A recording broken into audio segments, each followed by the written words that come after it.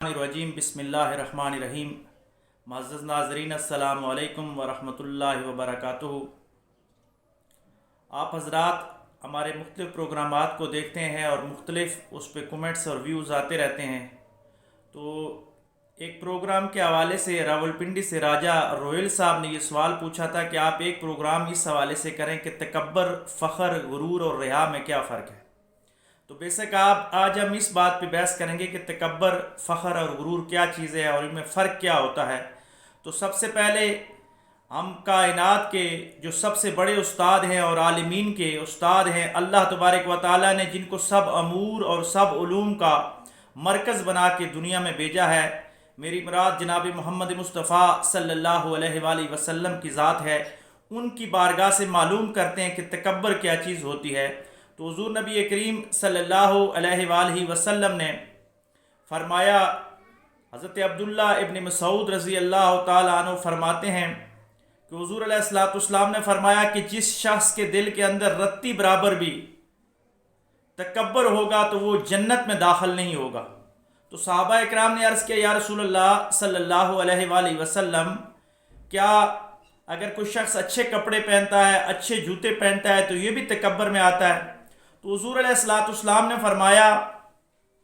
کہ نہیں،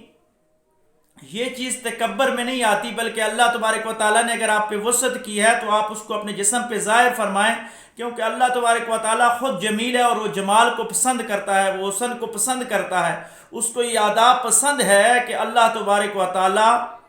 بندے کو پسند کرتا ہے کہ بندہ اللہ تبارک و تعالیٰ کی بارگاہ میں نفیس ہو کے پیش ہو۔ تو حدیث کا مفہوم بیان کر رہا ہوں کہ صحابہ نے فرمایا کہ یا رسول اللہ صلی اللہ علیہ وآلہ وسلم، پھر تکبر کیا ہے؟ تو حضور علیہ السلام نے فرمایا کہ تکبر یہ ہے کہ بندے کے دل میں بڑائی ہو اور اس بڑائی کی وجہ سے وہ حق بات کو تسلیم نہ کرے، یہ تکبر ہوتا ہے۔ یعنی تکبر یہ ہے کہ کسی کی جائز خصوصیات کا انکار کر دینا، اپنی وجاہت کی وجہ سے، اپنی دولت کی وجہ سے، اپنے رتبے کی وجہ سے، اپنے برادری کے بڑا ہونے کی وجہ سے، اپنے حسب نسب کے بڑا ہونے کی وجہ سے کسی دوسرے آدمی کی کوالٹیز کا انکار کر دینا، کسی دوسرے انسان کو حقیر سمجھنا شروع کر دینا۔ یعنی اللہ تبارک و تعالیٰ نے بہت ساری نعمتیں ایک انسان کو دی ہیں، لیکن ہو سکتا ہے کسی دوسرے انسان کو جو نعمت دی ہے وہ آپ سے زیادہ بہتر ہو۔ تو اپنی نعمتوں کا تو شکر ادا کیجئے، اپنی نعمتوں کو اکنالج کیجئے، لیکن دوسروں کی جو اللہ نے جو دوسرے پہ احسان کیا ہے، دوسرے پہ جو فضل کیا ہے، اس کو بھی تو اکنالجمنٹ دیجئے، اس کو بھی تو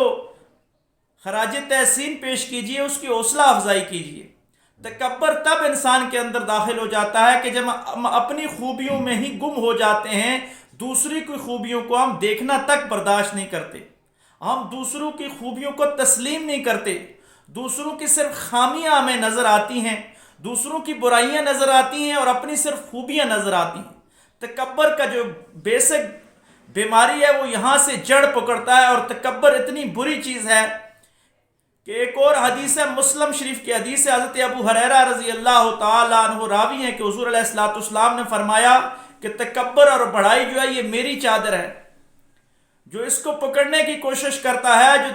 کبریائی کی طرف جاتا ہے، تکبر کی طرف جاتا ہے، تو اللہ تبارک و تعالیٰ اس کو جہنم میں دھکیل دیتے ہیں، اس کو ذلیل و خوار کر کے رکھ دیتے ہیں، کیونکہ غلطیوں سے پاک اور ہر قسم کی صفات کی جو ذات ہے وہ اللہ تبارک و تعالیٰ کی ذات ہے، اور اس کے بعد معصومین ہمارے پیغمبر علیہ السلام ہیں۔ عام انسان کوئی بھی ہوگا تو اس میں عاجزی آئے گی، وہ اپنی خوبیوں کو تسلیم تو ضرور کروائے گا، لیکن وہ یہ کہے گا کہ ایک انسانی کاوش ہے، میرے اندر جتنی خوبیاں ہیں ان میں کوئی کمزوریاں بھی ہو سکتی ہیں، بشری تقاضے ہیں، میرے اندر گناہ بھی ہو سکتے ہیں، میرے اندر کمیاں بھی ہو سکتی ہیں، کجیاں بھی ہو سکتی ہیں۔ تکبر سے بچنے کا حل یہ بتایا گیا ہے حدیث کے مطابق کہ آپ ہر جاننے اور نہ جاننے والے کو سلام کیجئے۔ یعنی بڑا آدمی ہے، اگر کوئی آفیسر ہے، وزیر ہے، بادشاہ ہے، جتنے بڑے رینک پہ ہے، گاؤں کا نمبردار ہے، چودھری ہے، تو وہ چھوٹے آدمی کو سلام کرے۔ ایسا نہیں ہو کہ غریب آدمی جھک جھک کے جا کے ان کو سلام کرے اور وہ سلام میں بھی پہل کرنا بہتر نہ سمجھے۔ تو جتنا بندہ رتبے میں اعلیٰ ہو اس کو چاہیے کہ دوسرے آدمی کو سلام پیش کرے، اس سے وہ بندہ تکبر سے بری ہو جائے گا۔ اور پھر دوسروں میں چھوٹی چھوٹی خوبیاں ہوتی ہیں، آپ ان خوبیوں سے استفادہ کیجئے، ان خوبیوں کو تسلیم کیجئے۔ تکبر اپنے اندر اتنا نہ ڈالیے کہ آپ سمجھنا شروع کر دیں کہ میں ہی عقل کل ہوں۔ آپ حضور علیہ الصلوۃ والسلام کی سیرت سے دیکھیے کہ آقا علیہ الصلوۃ والسلام نے غزوہ خندق کے موقع پر سب صحابہ کو بلا کے مشورہ کیا۔ قرآن مجید میں اللہ فرماتا ہے کہ آقا علیہ الصلوۃ والسلام کو کہ آپ مشورہ فرما لیا کریں، اور حضور علیہ الصلوۃ والسلام ہر اہم معاملات میں صحابہ اکرام سے ان کی استطاعت کے مطابق ضرور مشورہ کیا کرتے تھے۔ آپ دیکھیں خندق کا جو غزوہ ہوا، یہ حضرت سلیمان فارسی رضی اللہ تعالیٰ عنہ کے تجربے سے استفادہ کیا گیا،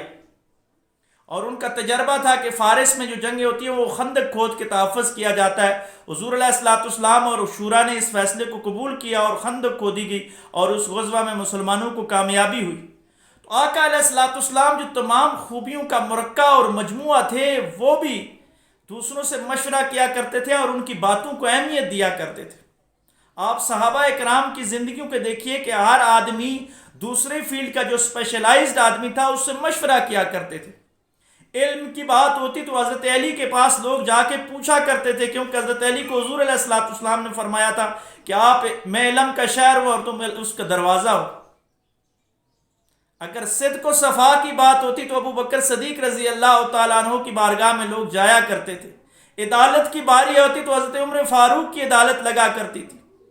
اگر فقہ و تدبر کی بات ہوتی تو عبداللہ ابن مسعود رضی اللہ تعالیٰ عنہ کی طرف رجوع کیا جاتا۔ اسی طرح قرآن جمع کیا گیا، مختلف واقعات آئے حضور علیہ الصلوۃ والسلام کی دنیا سے جانے کے بعد۔ صحابہ اکرام نے بھی ہمیں یہ سکھایا کہ تکبر کرنا، غرور کرنا کہ صرف میرے اندر ہی ساری خوبیاں، ایسی بات نہیں ہے۔ صحابہ اکرام بھی ایک دوسرے سے مشورہ کیا کرتے تھے اور دوسری کو خوبیوں کو اکنالج کر کے زندگی کو آگے بڑھایا کرتے تھے۔ تکبر کو یاد رکھیے کہ بس تکبر کی جو ابتدائی بات ہے وہ یہی ہے، اسی چیز سے تکبر شروع ہوتا ہے، اور اسی پہ تکبر کی انتہا ہے کہ بندہ اپنی خوبیوں پہ نظر رکھے اور دوسروں کی خامیوں پہ نظر رکھے۔ یہ سب سے بڑی بیماری ہے۔ اب آتے ہیں فخر کی طرف۔ بیسیکلی فخر، غرور اور تکبر ایک ہی لفظ ہیں، لیکن فخر جو حضور علیہ الصلوۃ والسلام نے فرمایا کہ 3 باتوں پہ اللہ تبارک و تعالیٰ نے رشک کرنے کی اجازت دی، یعنی حسد نہیں لیکن رشک کیا جا سکتا ہے کہ اللہ کسی کو علم عطا کرے اور وہ علم کو تقسیم کرتا رہے، تو اس آدمی پہ فخر کیا جا سکتا ہے، رشک کیا جا سکتا ہے۔ وہ آدمی خود نہ کرے بلکہ دوسرے لوگ اس پہ فخر کرتے ہیں۔ یعنی تکبر یہ ہوتا ہے کہ آپ اپنی صفت پہ خود گمنڈ میں آ جائیں، اور رشک یہ ہوتا ہے کہ کوئی اور آپ کی خوبیوں کی وجہ سے رشک میں آئے، فخر کرے آپ پہ کہ ہمارا بیٹا اعلیٰ مقام پہ پہنچ گیا ہے، ہماری پاکستان کی جو فوج ہے وہ تحفظ وطن کے دفاع میں ناقابل تسخیر طاقت رکھتی ہے، یہ پاکستان کا فخر ہے۔ یا کسی گاؤں کا اگر کوئی آدمی پڑھ لکھ کے بڑا آدمی بن جاتا ہے تو وہ پورے گاؤں کا فخر بن جاتا ہے۔ کسی ملک کا کوئی سائنسدان، کسی ملک کا کوئی آدمی جو اعلیٰ عہدوں تک پہنچ جاتا ہے، دنیا میں کوئی اعلیٰ قسم کی ڈگریاں لیتا ہے اور کائنات اور انسان کی تسخیر کرنے میں اور انسانیت کے فائدے کے لیے کوئی بڑا کام کرتا ہے، تو لوگ فخر سے کہتے ہیں کہ عبدالستار ایدھی پاکستان کا بیٹا تھا، یہ پاکستان کا فخر تھا۔ لیکن عبدالستار ایدھی اگر خود اپنی خوبیوں میں مدغم ہو جائے تو وہ تکبر کرے گا، لیکن اگر پورا پاکستان اس کی بڑائی پہ فخر کرتا ہے تو یہ فخر میں آتا ہے، یہ تکبر نہیں ہے۔ اسی طرح اگر اللہ نے کسی کو مال عطا کیا تو حدیث کے مطابق وہ مال اللہ کی راہ میں خرچ کرتا ہے،